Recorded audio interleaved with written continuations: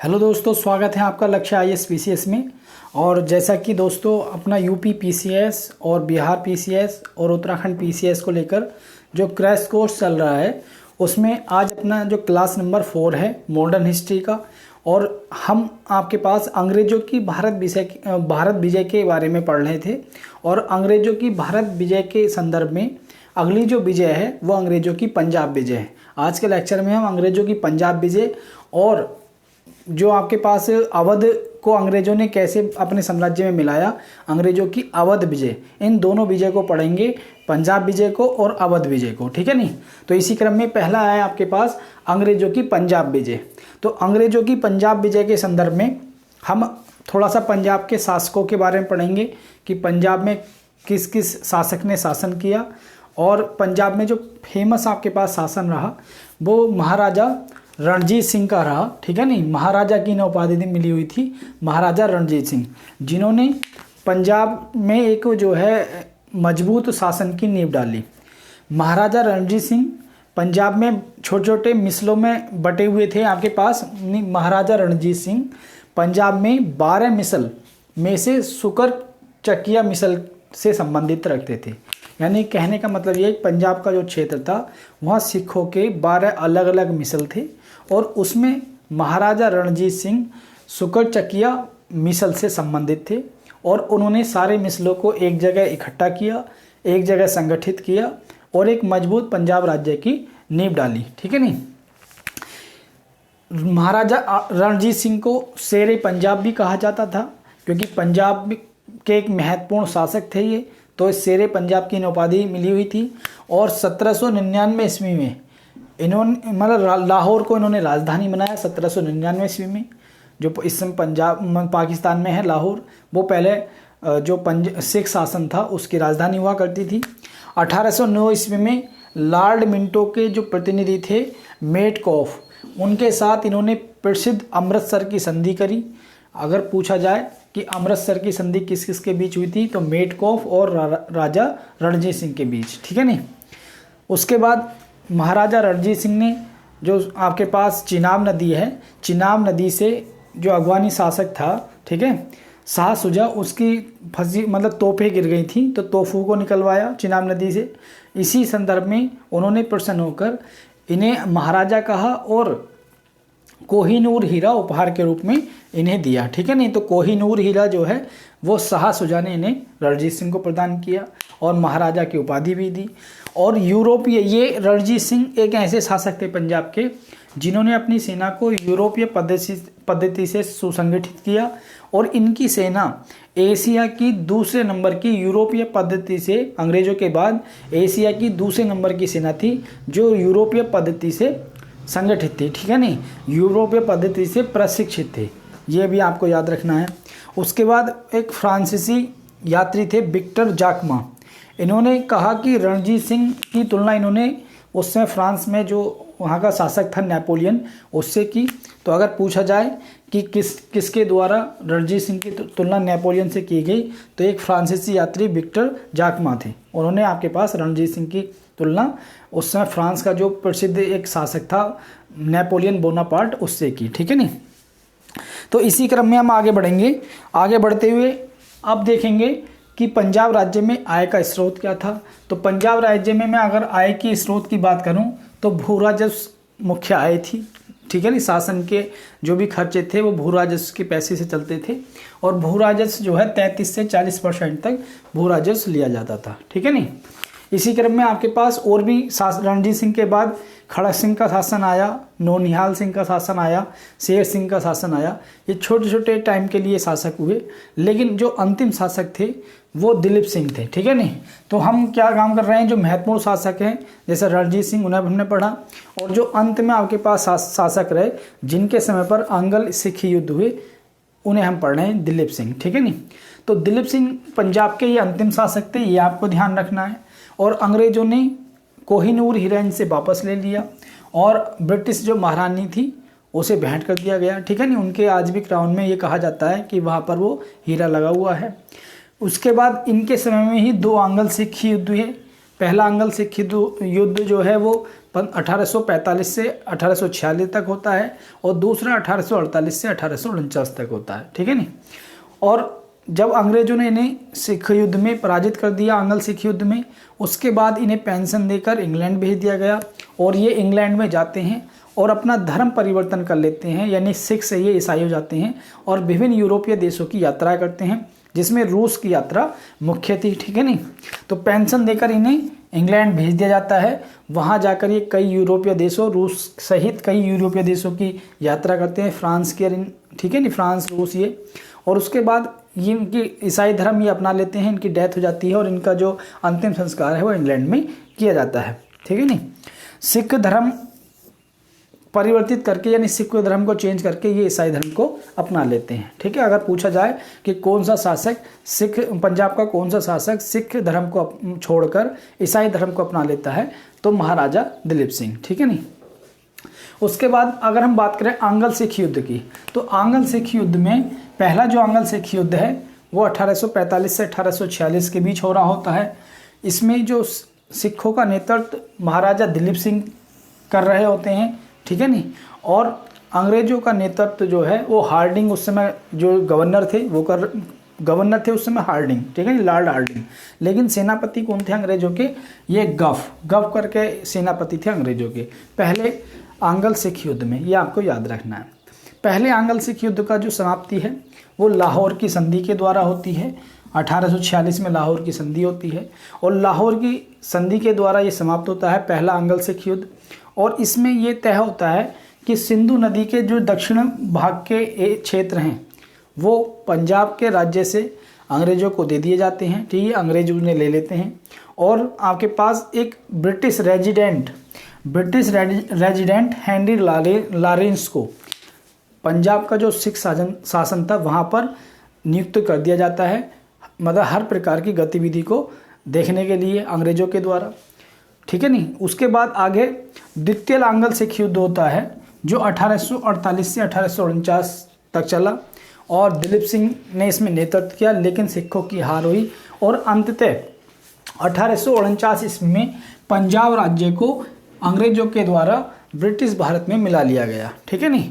तो ये आपके पास अब अंग्रेजों की पंजाब विजय भी कंप्लीट हो गई। उस समय जो एक सूबा था उत्तर नॉर्थ ईस्ट वाले एरिया में भारत के, पंजाब एक महत्वपूर्ण मजबूत सूबा था, वो भी अंग्रेजों ने मिला दिया, तो अपने ब्रिटिश भारत में मिला लिया। तो हमने देखा कि अंग्रेजों की भारत विजय के संदर्भ में अंग्रेजों ने बंगाल से शुरू की, मैसूर, मराठा जीतते हुए अंग्रेजों ने पंजाब को भी मिला लिया। और उसके बाद अंग्रेज जो महत्वपूर्ण सूबा था एक भारत का, जो आपके पास अवध है, ठीक है नी, जो इकोनॉमिक रूप से भी काफ़ी महत्वपूर्ण था और वैसे भी सैनिक रूप से भी, फिर अवध को भी जो है अंग्रेज अपने उसमें मिला लेते हैं। वो अवध को हम आगे पढ़ेंगे, ठीक है नी। तो इस प्रकार अंग्रेजों का जो भारत में राजनीतिक सत्ता प्राप्ति का एक जो क्रम चल रहा था वो लगभग जो है कंप्लीट हो जाता है, क्योंकि जो क्षेत्रीय शक्तियाँ थीं अंग्रेज उन्हें एक एक करके हरा देते हैं। अगर पंजाब के संदर्भ में हम देखें तो पंजाब के संदर्भ में हम कुछ महत्वपूर्ण लड़ाइयों को देखते हैं, जैसे सबराओं की लड़ाई है, वो पहले आंग्ल सिख युद्ध के समय पर हुई, आपको याद रखना है। अगर पूछा जाए सबराओं की लड़ाई किससे संबंधित है, तो पहले आंग्ल सिख युद्ध से। दूसरा आपके पास चिलियावाला की लड़ाई भी आपके पास, और गुजरात का युद्ध, ये भी आपके पास आंग्ल सिख युद्ध से संबंधित हैं। और गुजरात के युद्ध को तोपों के युद्ध के नाम से भी जाना जाता है। और एक इसमें जो तथ्य है, जो फैक्ट है, रानी जिंदन दिलीप सिंह की संरक्षक थी, ठीक है नी। उस समय पंजाब की मैं आपके पास रानी थी, ये जो दिलीप सिंह जब वयस्क थे तो उनकी संरक्षक थी ये, ठीक है नी, संरक्षिका बोला जाएगा, ठीक है नी। उसके बाद पंजाब के शासकों का क्रम, एक क्वेश्चन आता है कि पंजाब के शासकों का क्रम बताइए। तो पंजाब के शासकों के क्रम में पहला क्रम रणजीत सिंह आते हैं, दूसरे क्रम पर आपके खड़क सिंह आते हैं, फिर नौनिहाल सिंह आते हैं, फिर शेर सिंह और अंत में दिलीप सिंह आते हैं। तो ये पंजाब के राज्यों का क्रम है। तो दोस्तों हमने पंजाब, अंग्रेजों की पंजाब विजय को पढ़ा, अब हम पढ़ेंगे अंग्रेजों की अवध विजय। दोस्तों अंग्रेजों की अवध विजय के संदर्भ में हम अवध के नवाबों को पढ़ेंगे और उसी में आपके पास जो भी अवध के नवाबों ने कार्य किए उन्हें पढ़ेंगे। और उसी क्रम में हम ये पढ़ेंगे कि अंग्रेजों ने अवध की विजय किस नवाब के समय पर की और क्यों की और किस नीति के तहत की, ठीक है नहीं, इन सारी चीज़ों को हम पढ़ेंगे। तो अंग्रेज़ों की, जैसे मैंने आपको बताया कि अंग्रेज़ों ने पंजाब को भी जीत लिया, जो उत्तर पूर्वी उत्तर नॉर्थ ईस्ट का, सॉरी नॉर्थ ईस्ट नहीं, नॉर्थ वेस्ट का, यानी कि उत्तर पश्चिम का जो महत्वपूर्ण सूबा था, सबसे मजबूत सूबा था पंजाब, उसे भी अंग्रेज़ों ने जीत लिया। तो उसके बाद एक अवध, एक ऐसा स्टेट था जो आपके पास काफ़ी संपन्न भी था आर्थिक दृष्टि से और सैनिक दृष्टि से भी मजबूत था। तो अवध को जीतना एक अंग्रेज़ों के लिए आखिरी जो है काम रह गया था भारत में अपनी सत्ता स्थापित करने के क्रम में। तो अवध को जीतने के क्रम में हम अवध के नवाबों को पढ़ेंगे, उसी में बहुत सारे तथ्य आएंगे जो हम याद रखेंगे, और फिर हम ये देखेंगे अंग्रेज़ों ने अवध को किस आधार पर अपने ब्रिटिश साम्राज्य में मिलाया। तो अवध के मैं नवाबों की बात करूं तो एक पहले जो शहादत, मतलब शहादत खां, ठीक है नहीं, शहादत खां जो है अवध के पहले नवाब थे, और इन्होंने अवध को एक स्वतंत्र राज्य के रूप में स्थापित किया। अवध की एक स्वतंत्र राज्य के रूप में नींव रखी इन्होंने 1722 ईस्वी में।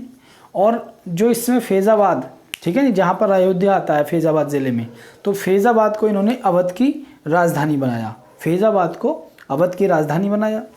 और भारत में जब मोहम्मद शाह, जो मुग़ल शासक मोहम्मद शाह का शासन था, तो इन्होंने फारस के जो शासक था नादिर शाह, उसे भारत में दिल्ली पर, यानी कि मोहम्मद शाह पर आक्रमण करने के लिए आमंत्रित किया। और इन्होंने अपने राज्य में राजस्व वसूली के लिए नया बंदोबस्त, राजस्व बंदोबस्त लागू किया, यानी नई नीति को इन्होंने लागू किया, तो राजस्व को इकट्ठा करने के लिए। तो ये आपके पास शहादत खां थे। उसके बाद इनके बाद आते हैं जो अवध के नवाब सफदरजंग, ठीक है नहीं, इन सफदरजंग आपके पास आते हैं। और ये मुग़ल बादशाह, ये मुग़ल है, ये मुग़ल बादशाह मोहम्मद शाह के दरबार में, ठीक है नहीं, ये मुग़ल बादशाह मोहम्मद शाह के दरबार में वज़ीर बनाए जाते हैं। इसलिए ये जो सफदरजंग जो अवध के नवाब हैं, ये नवाब वज़ीर के नाम से प्रसिद्ध हैं इतिहास में। इन्हें नवाब वज़ीर कहा जाता है क्योंकि ये अवध के नवाब भी हैं, और मुग़ल शासक मोहम्मद शाह ने इन्हें अपने जो शासन था उसका वज़ीर भी बना दिया था। तो ये नवाब वज़ीर के नाम से फेमस हैं इतिहास में। इनके समय पे ही लखनऊ में लखनवी तहजीब, नहीं, लखनऊ की जो पहचान है, लखनऊ की जो कल्चर है, लखनवी तहजीब जो है, उस लखनऊ की पहचान, तो इन्हीं के समय में लखनऊ में लखनवी तहजीब विकसित हुई, ठीक है नहीं, सफदरजंग के समय में। उसके बाद आते हैं सुजाउद्दौला, ठीक है नहीं, सुजाउद्दौला काफ़ी प्रसिद्ध जो है नवाब हुए अवध के, और इन्होंने बक्सर के युद्ध में, बक्सर का युद्ध मैंने आपको पढ़ाया था बंगाल विजय के समय, जो मीर कासिम और शाह आलम द्वितीय जो मुग़ल सम्राट था, और सुजाउद्दौला, इन तीनों की कंबाइंड सेना अंग्रेज़ों से लड़ी थी, इन तीनों की जो संगठित सेना। और बक्सर के युद्ध में इन तीनों की हार हुई थी और अंग्रेज़ों की विजय हुई थी। तो अवध की ओर से सुजाउद्दौला ने उसमें भाग लिया था, और अंग्रेज़ों ने इनसे इलाहाबाद की संधि भी की थी, और कड़ा और आपके पास इलाहाबाद के लिए शाह आलम को दे दिए थे इनसे लेकर। और इनके ही मतलब राज्य में अंग्रेज़ों ने एक स्थायी सेना इनके खर्चे पे रखने के लिए सहमति की, ठीक है ना, इनके द्वारा। और वर्तमान में भविष्य में अंग्रेज़ों कोई भी लड़ाई लड़ते हैं तो ये उसे सहयोग करते थे सुजाउद्दौला, और अंग्रेज इनके राज्य के संरक्षण की उन्होंने गारंटी ली थी। तो ये संधि बक्सर के युद्ध के बाद हुई थी, इलाहाबाद की संधि। लेकिन सुजाउद्दौला जो फेमस हैं काफ़ी, एक तो बक्सर के युद्ध के कारण, और दूसरा ये है कि पानीपत का जो तृतीय विश्व मतलब युद्ध हुआ था, मैंने आपको बताया था मराठा विजय के समय पर, पानीपत का जो तीसरा युद्ध, मतलब उस समय मराठा जो है हिंदू पादशाही को लेकर आगे चल रहा था, और एक हिंदू राज्य की बात कर रहा था भारत में। और मुगलों, जैसे मुगल कमज़ोर हो रहे थे, उसके बाद मराठा एक भारत में शक्ति बनकर उभरा था। पूरे भारत में दिल्ली तक मराठों का एक प्रकार से भौकाल था, ठीक है नहीं, मतलब काफ़ी मतलब उनकी एक्टिविटी थी सैनिक। तो सुजाउद्दौला ने, मराठों ने जब दिल्ली से अहमद शाह अब्दाली का जो भी प्रतिनिधि था अफगानी शासक, उसका प्रतिनिधि को मारकर भगा दिया। तो अहमद शाह अब्दाली जब भारत में आक्रमण के लिए आता है तो सुजाउद्दौला अहमद शाह अब्दाली का अफगान शासक जो था उसका साथ देता है, और 1761 ईस्वी में मराठा और अहमद अब्दाली के मध्य पानीपत का तीसरा युद्ध होता है, जिसमें मराठों की पराजय होती है। और मराठों की पराजय ने, ये कहा गया वो युद्ध इतना निर्णायक युद्ध रहा भारत में, क्योंकि मुगलों के बाद एक मराठाई शक्ति थी जो भारत में केंद्रीकृत शासन दे सकती थी, लेकिन वो नहीं हो पाया। तो ये कहा जाता है इस युद्ध के बारे में कि 1761 में जो पानीपत का तीसरा युद्ध हुआ, उसने ये तय कर दिया, मतलब उसने ये तो तय नहीं किया कि भारत पे शासन कौन करेगा, लेकिन उस युद्ध ने ये तय कर दिया कि भारत पर शासन कौन नहीं करेगा। मतलब मराठा भारत पर अब शासन नहीं करेंगे, क्योंकि मराठाओं की शक्ति बहुत कमज़ोर हो चुकी थी। तो ये कहावत, ये कोट जो है कि तृतीय विश्व मतलब तृतीय पानीपत का तृतीय युद्ध ने ये तय कर दिया कि भारत पे कौन, ये तय नहीं किया कि भारत पे शासन कौन करेगा, क्योंकि अहमद अब्दाली जीता था, वो तो यहाँ रहने वाला नहीं था, लेकिन उसने ये तय कर दिया कि भारत पे शासन कौन नहीं करेगा। ठीक है, तो अहमद अब्दाली का इन्होंने सहयोग किया, इसलिए ये काफ़ी फेमस है। उसके बाद आसफदौला, ठीक है नहीं, आसफदौला जो है, ये आसफदौला भी से बोलते हैं, ठीक है।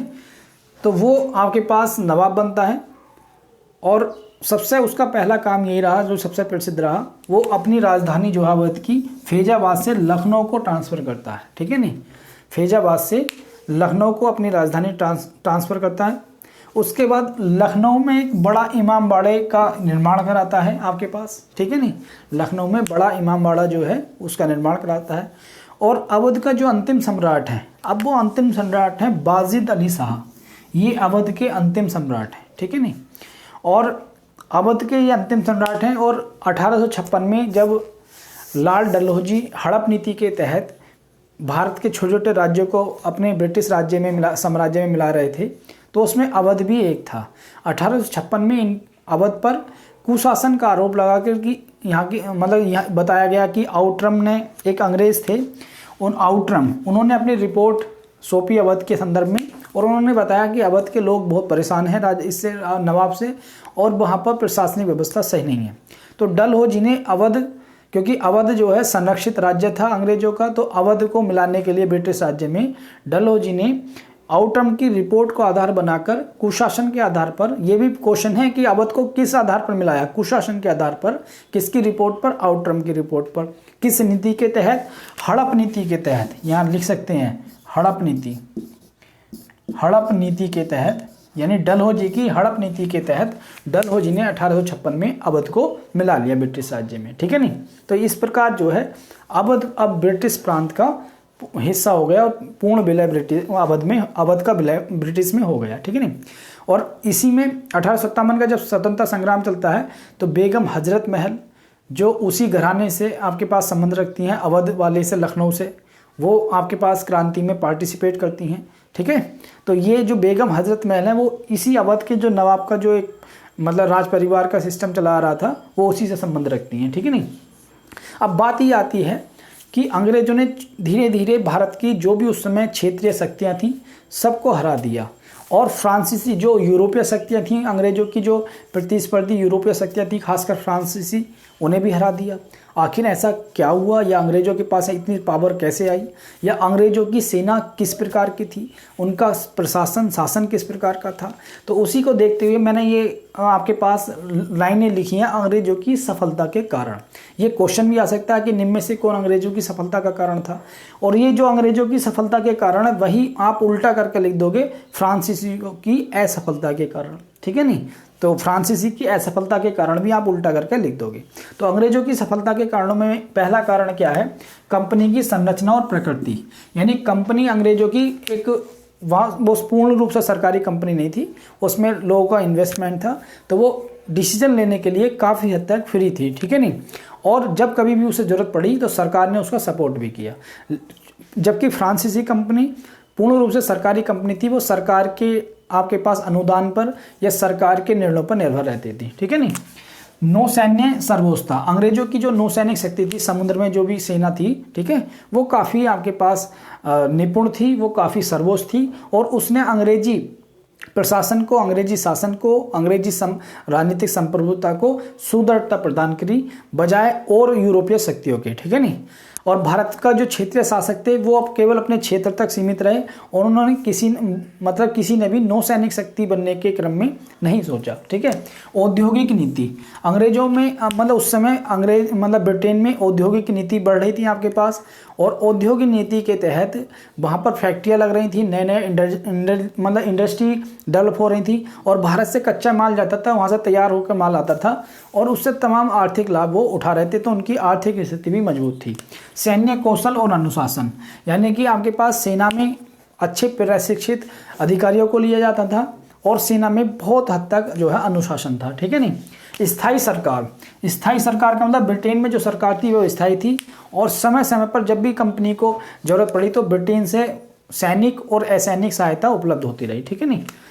धर्म के प्रति न्यून उत्साह, जैसा कि मैंने आपको देखा पुर्तगाली का पतन क्यों हुआ, क्योंकि उन्होंने ईसाईकरण पर ज़्यादा बल दिया, लेकिन अंग्रेजों ने ईसाईकरण पर बल नहीं दिया ज़्यादा, और इसी कारण भारतीय जो जनता थी वो अंग्रेजों के प्रति उतनी उग्र नहीं थी जितनी पुर्तगालियों के प्रति थी, क्योंकि धर्म भारत की आंतरिक संरचना से जुड़ा हुआ है, भारत के लोगों की वो संस्कृति का पार्ट है। तो धर्म में जब इंटरफेयर होता है तो लोग ज़्यादा उसे उग्र तरीके से लेते हैं, तो अंग्रेजों ने धर्म में ज़्यादा इंटरफेयर की कोशिश नहीं करी। ऋण बाजार का उपयोग, यानी कि अंग्रेजों ने मार्केट से पैसा जब भी ज़रूरत पड़ी तो बहुत इन्वेस्टमेंट अंग्रेजों ने लिया और डेवलपमेंट के कार्य किए, जैसे रेलवे का डेवलपमेंट हुआ, और रेलवे ने ब्रिटिश सेना के मूवमेंट को बहुत आसान बना दिया और ब्रिटिश व्यापार को बहुत आसान बना दिया, जिससे उन्हें सैनिक और आर्थिक लाभ हुआ। ठीक है नहीं। ब्रिटेन चारों ओर समुद्री सीमा, ब्रिटेन एक ऐसा देश है जिसके चारों ओर समुद्री सीमा है, तो किसी प्रकार का सीमा विवाद नहीं है किसी भी देश के साथ, जबकि और अन्य यूरोपीय कंपनियां जैसे फ्रांस था तो फ्रांस का सीमा विवाद चलता रहता था और वो उस सीमा विवाद के चक्कर में विभिन्न युद्धों में भी उलझा रहा। तो इसलिए ब्रिटेन की जो आपके पास कोई सीमा नहीं, समुद्री सीमा चारों ओर, कोई किसी राज्य से कोई सीमा का लेकर टकराव नहीं, तो कंपनी का पूर्ण रूप से जो है सरकार का कंपनी को सहयोग रहा और कंपनी अपनी राजनीतिक प्रभुसत्ता भारत में स्थापित कर पाई। ठीक है नहीं। तो दोस्तों मैंने आज अपने जो ये चौथा लेक्चर है इसमें हम अंग्रेजों की भारत विजय को कंप्लीट कर चुके हैं। हमने शुरुआत की बंगाल से, फिर मैसूर, फिर मराठा और फिर आपके पास पंजाब, अवध। ठीक है, ये हमने जीते। अंग्रेज क्यों सर्वोच्च थे वो भी हमने बताया, क्यों सफल हुए। अब हम आपके पास नेक्स्ट जो अपनी क्लास होगी उसमें बताएंगे अंग्रेजों की साम्राज्यवादी नीतियां और अंग्रेजों की भू राजस्व नीतियां, उस पर अपना अगली क्लास होगी। तो लगे रहिए, आप जुड़े रहिए लक्ष्य IAS के साथ। और अगर आपको लग रहा है कि ये क्रैश कोर्स आपकी तैयारी में मदद कर रहा है तो प्लीज़ चैनल को लाइक कीजिए, सब्सक्राइब कीजिए और नोटिफिकेशन वाली जो बेल आइकन होती है उसे आपके पास प्रेस कीजिए, और ताकि सारे नोटिफिकेशन आपको मिलें। मिलते हैं अगली क्लास में ब्रिटिश अंग्रेजों की साम्राज्यवादी नीतियां और भू राजस्व नीतियों के साथ।